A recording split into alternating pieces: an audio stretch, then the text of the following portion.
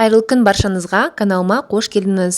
Бүгін біз мимоза салатын лавашқа орап жасаймыз. Бірінші лавашымызды алып, жақсылап майонез жағып шығамыз. Шеттеріне жақсылап жағамыз, өйткені құрғақ болмас үшін. Бірінші жартысына біз тунец балығын жағып шығамыз. Басқа балық консервасында алуға болады.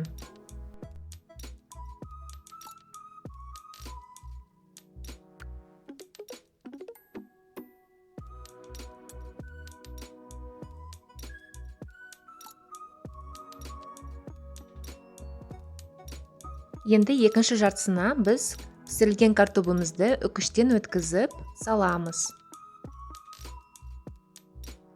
Үстін біз кішкене тұздаймыз дәм беру үшін.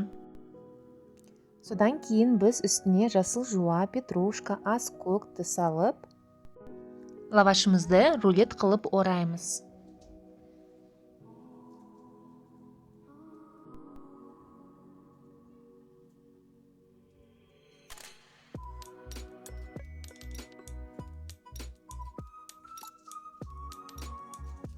Содан кейін екінші лавашымызды алып, дәл солай майонезбен жағып шығамыз.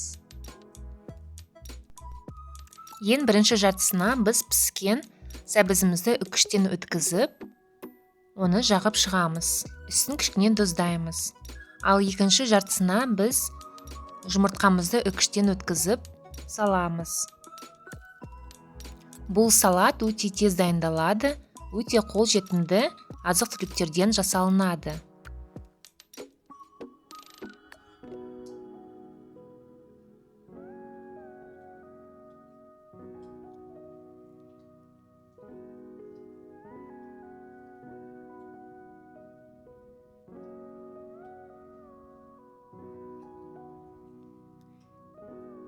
Енді бірінші рулетімізді қойып, осы лавашымызды ораймыз.